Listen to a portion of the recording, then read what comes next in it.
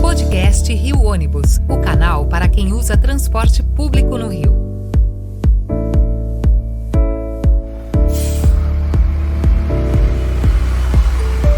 Ouvintes, passageiros dos ônibus da cidade e população carioca. Eu sou Paulo Valente e nesta edição do podcast Rio Ônibus vamos saber mais sobre o quarto corredor expresso implementado na cidade, o BRT Transbrasil.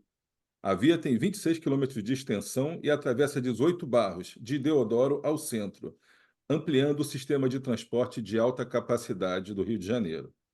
O tempo médio de viagem é de 40 minutos e há uma previsão de que transporte 250 mil pessoas por dia até 2030, que é um evidente avanço para a mobilidade urbana da nossa cidade e de toda a nossa região metropolitana. Para saber mais sobre esse projeto, nós convidamos o subsecretário de Planejamento da Secretaria Municipal de Transporte, Guilherme Braga, para conversar hoje aqui com a gente. Guilherme, seja bem-vindo. Obrigado por aceitar aí o nosso convite.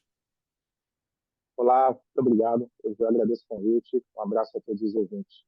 Então, antes da gente falar diretamente aí da questão do corredor do BRT Transbrasil e da tua atuação aí na secretaria também, que eu já digo aqui, tem sido de grande valor. Acho que você é um dos grandes quadros aí que a secretaria tem. Vocês estão fazendo aí um grande trabalho, mas a gente conversando descobriu que você também é busólogo, né? E a gente de vez em quando faz alguns episódios do podcast com busólogos. Então, eu queria que você falasse um pouco sobre como é que nasceu esse busólogo, quando você se descobriu busólogo, e um pouco também sobre o trabalho que você desenvolve aí na secretaria. Se o fato de você ser busólogo ajudou no teu trabalho, porque muitos busólogos eu vejo, né, nos fóruns que eu participo, nos grupos aqui com eles, eles têm muitas opiniões, têm soluções para o negócio todo. E você é o busólogo que chegou lá, que tem a chance de trabalhar diretamente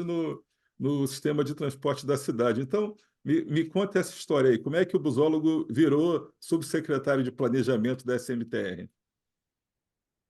Legal, Paulo.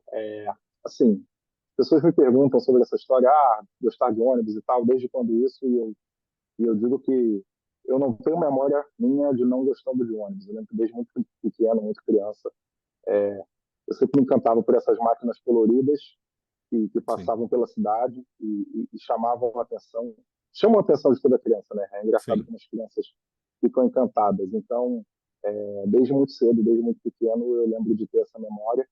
E aí, conforme os anos foram passando, e aí, enfim, na escola, depois na universidade, isso era um hobby, era algo que eu gostava, era um tema que me interessava, porque a partir do momento dessa paixão pelos ônibus e pelo transporte público de maneira geral, acho que isso foi uma porta que eu tive para conhecer a cidade, né? Então, Sim. eu venho de Campo Grande, estudava em Santa Cruz e estagiava no centro da cidade. Então, você imagina atravessar o Rio de uma ponta a outra todos os dias.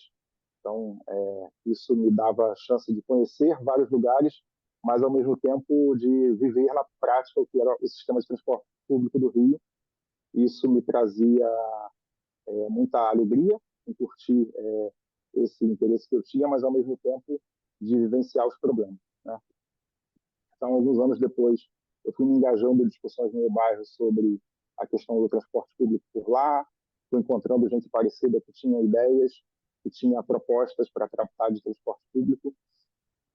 E, no final da graduação, isso tomou a minha vida, no sentido de que eu fui fazer mestrado em política pública para discutir transporte público e mobilidade urbana na cidade do Rio de Janeiro, e especialmente na Zona Oeste. Depois eu fui atuar numa organização da sociedade civil, a Casa Fluminense, Sim. em que lá a gente fazia pesquisas sobre o Rio de Janeiro, sobre a sua região metropolitana, diversos temas, dentre eles o transporte. Então, ali eu tive a oportunidade de aplicar esses conhecimentos que eu tinha, esses conhecimentos que eu adquiri tanto na academia, na universidade, quanto os conhecimentos de vivência que eu tinha, como uma pessoa atravessando a cidade usando transporte público, e juntando com dados oficiais, dados que a gente produzia, dados a partir de dados, então análises a partir, por exemplo, Sim. das informações que a gente tinha no GPS dos ônibus, e com isso construindo novas informações e novas propostas para a cidade, né? E aí, agora, há 4 anos, quando Maína e sua equipe vieram para cá, eu fui chamado por eles para fazer parte desse time.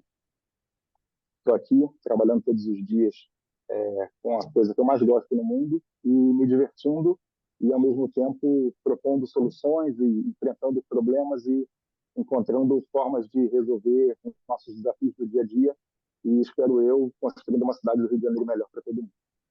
Acho que todos esperamos, né? Nós também aqui do lado do Rio Ônibus, somos operadores aí há tanto tempo, a gente comenta sempre que é um diferencial trabalhar com pessoal técnico, que muitas vezes tinha os dados, mas não utilizavam, tinha informação de GPS, mas não era utilizada. Então, você colocou uma coisa bem interessante agora na tua conclusão, ter os dados, né, os dados que você vai levantando e poder trabalhar em cima desses dados, observar os dados que a cidade te fornece até no dia a dia, né, entender toda a mobilidade da cidade, todo o funcionamento dela e conseguir propor soluções dentro dos limites que nós temos geográficos, dos limites financeiros, tudo isso, a gente fazer o melhor com aquilo que a gente tem. Então, acho que esse trabalho que vocês vêm desenvolvendo aí é digno de nota, porque faz toda uma diferença. A gente poder dialogar com quem tem um diálogo técnico, que entende dos problemas. Lógico, houve uma curva de aprendizado de vocês aí que entraram, e nossa aqui também, de como lidar dessa forma diferente. Hoje, acho que a solução tem sido muito boa aí para a população carioca. E uma das soluções veio justamente com o BRT Transbrasil, que tinha o projeto lá atrás, né? A obra ficou paralisada aí por 4 anos, né? Durante o governo anterior, foi retomada e além de todos os outros 3 corredores serem reformados, de vocês estarem construindo aí novos terminais, reformando as estações e tudo, a gente finalmente inaugurou aí o Transbrasil. Então, eu queria que você compartilhasse para a gente como é que foi realizado o planejamento para inaugurar esse quarto corredor. Qual a expectativa de vocês em termos de benefício aí para a cidade, para o deslocamento das pessoas, para a acessibilidade, para aquele cara que, como você, é lá de Campo Grande, estuda em Santa Cruz e está estagiando no centro? Como que a vida dele melhora aí a partir da inauguração do Transbrasil? Bom, Paulo, acho que é legal a gente voltar um pouquinho no tempo, e aí eu me lembro de como é que eram as discussões que a gente tinha na cidade, por exemplo, ali em 2020, quando a gente estava na pandemia, em que a gente estava ainda num momento muito traumático da cidade. Eu lembro que tinha discussões até sobre ter ou não ter os demais BRTs, né? Sim, Se a cidade como um todo não deveria acabar com eles e apostar no modelo antigo, em a gente ter linhas de ônibus de bairro a bairro e abandonar os BRTs. Então, olhar para o que a gente tem hoje e voltou o BRT e as pessoas têm confiança nesse sistema é importante para a cidade. Acho que é importante para nós cariocas que a gente tenha uma cidade que tenha um transporte público de qualidade, que seja confiável e que as pessoas possam acreditar nele e ter o transporte público como uma referência para si, né? Então, quando a gente pega o projeto da Transbrasil, a gente tinha diversos documentos já, que esse é um projeto de mais de 10 anos, então sim, muita coisa já tinha sido pensada sobre esse corredor, muitos estudos já estavam feitos sobre ele, muitas premissas. Então a gente revisitou todos esses estudos, atualizamos com vista a uma nova cidade que a gente encontrou no pós-pandemia. É uma sim, cidade em que as pessoas fazem mais teletrabalho, é uma cidade em que as pessoas compram mais pela internet, então o uso da sim, cidade ele é diferente. Quando a gente planeja transporte, a gente tem que entender que o Rio de Janeiro de hoje não é o Rio de Janeiro de 20, 30 anos atrás, sim, né? Então, às vezes essa é uma coisa que a gente aqui também conversa muito e discute por que essa ligação fazia tanto sentido há tantos anos e hoje em dia ela já não faz mais tanto sentido assim, por que a dinâmica de deslocamento das pessoas mudou. Então a gente pega todos esses estudos, se debruça sobre eles e aí a gente foi no cada detalhe, né? Então a gente, nesses 3 anos que a gente teve entre chegar aqui e finalmente inaugurar o Corredor Transbrasil, a gente teve um esforço muito grande de toda a equipe da secretaria, olhando cada, cada estação, cada terminal, e a partir dali entender qual é o papel de cada terminal, de cada estação, quais são as funções deles. Então a gente olha muito para Deodoro e vai entender quem são as pessoas que vão chegar em Deodoro, de onde elas chegam, para onde elas vão, como fazem esses passageiros. Terminal Gentileza, que, enfim, acho que a gente pode falar um pouco mais dele no detalhe depois, mas que é uma grande aposta na cidade, de juntar tudo numa coisa só. E ali você tem uma super conexão para todas as áreas da cidade. Então, Sim, olhar no detalhe e ver como é que as pessoas chegam de cada bairro e passam para cada bairro por ali. Então, é um ajuste fino, assim, e com pessoas muito apaixonadas pela cidade e que, portanto, têm um olhar muito carinhoso para ter muita vontade de acertar, né?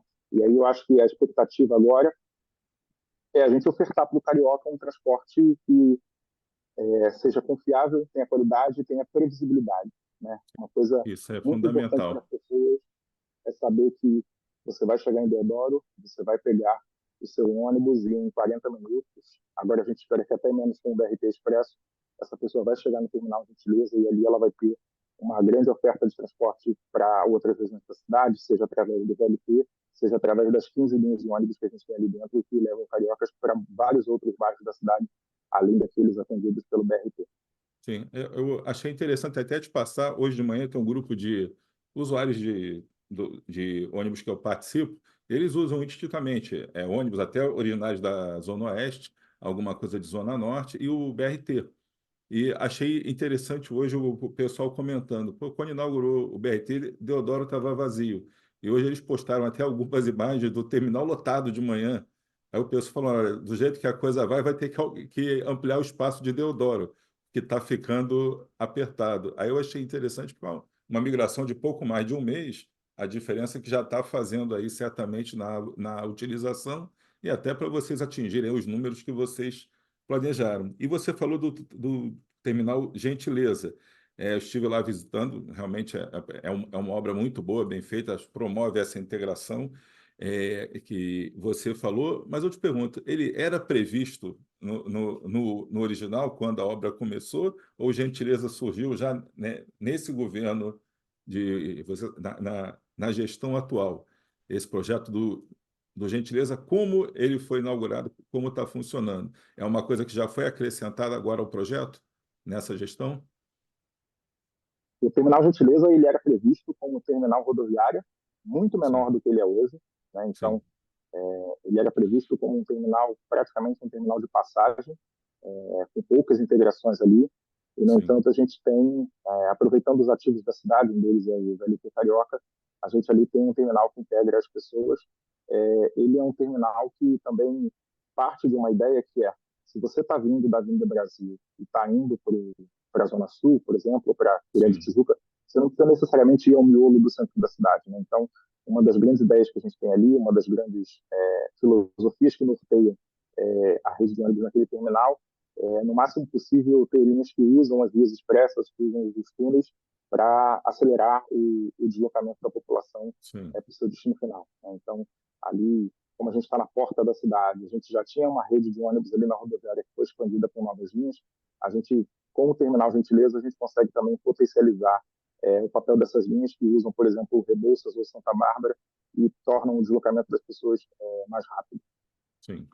Então, ficou bom. E a gente vê hoje na prática aí já funcionando, né? De quando eu tive lá, tem mais de um mês que ele tinha recém, iam inaugurar as principais linhas, estava funcionando só das 10 da manhã às 2 da tarde, um ônibus de meia hora, quando a gente esteve vendo.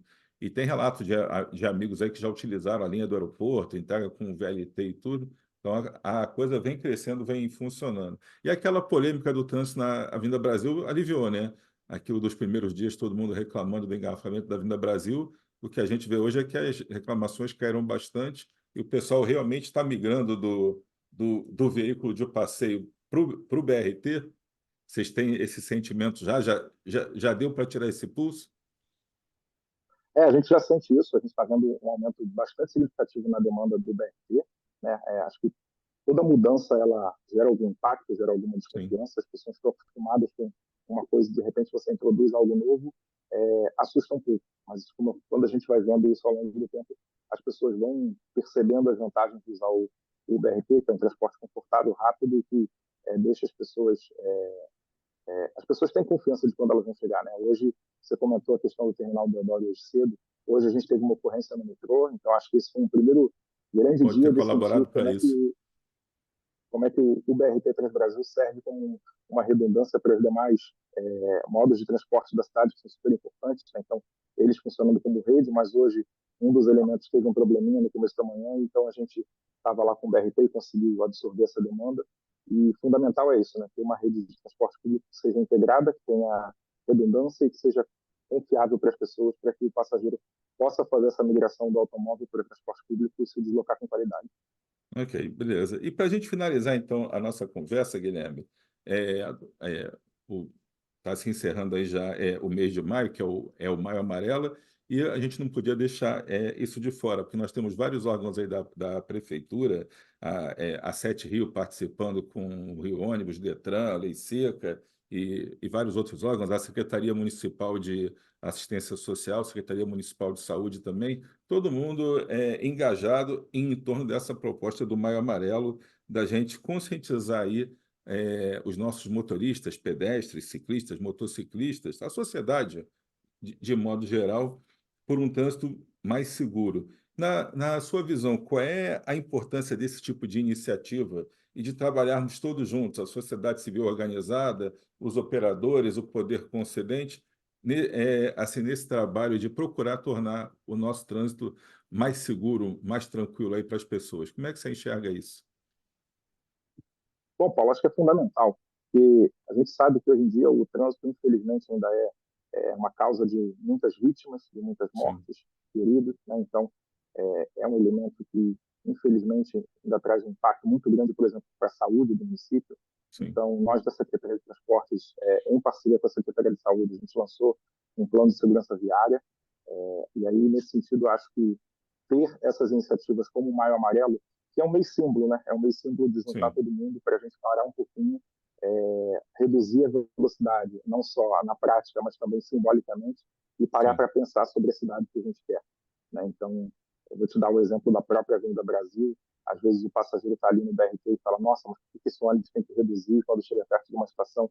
E essas decisões são tomadas, por exemplo, para a gente garantir que, na eventualidade de acontecer algum sinistro, que a gente espera que não aconteça, mas que a gente possa ter uma garantia de que as pessoas vão estar bem, vão estar em segurança. Então, eu acho que nesse momento que a gente vive a nossa vida tão corrida, em todos os sentidos, não só no sentido de estar no trânsito corrido, mas também de uma vivência corrida em que a gente vai sim. atropelando uma ideia em cima da outra, ter esse momento de reflexão, de juntar todo mundo e dizer vamos fazer um pacto por uma vida melhor, é importante para a gente ter uma cidade que seja mais saudável. Sem dúvida. Bom, Guilherme, eu queria te agradecer muito aí pela participação. A gente chegou ao fim aqui do nosso programa. Mais uma vez, parabenizar a você, a Maína e toda a equipe aí pelo trabalho que vocês vêm desenvolvendo e comemorar junto com os nossos ouvintes aí que a gente realmente está vendo uma cidade que caminha na busca de soluções, na busca de uma vida de mais qualidade, para todos que habitam, porque muita gente que nem usa o transporte público, nem usa o BRT, nem o SPPO, o STPL, o STPC, né, os nossos sistemas aí de transporte, nem anda de VLT, nem de metrô, só no seu carro de passeio. Às vezes fala, mas eu não uso esse transporte público. A pessoa é muito impactada, quem só anda de carro de passeio, ou até quem não sai de casa, mas que os serviços chegam na sua casa, é impactado pelos problemas de mobilidade que a gente tem. Então, a sociedade como um todo é beneficiada quando a mobilidade funciona bem. Acho que a gente tem uma cidade muito melhor para todos. Então, em nome aqui do Rio Ônibus, da nossa diretoria, da nossa equipe, quero te agradecer aí pela participação. Eu que agradeço pelo convite, foi um grande prazer participar do podcast com vocês.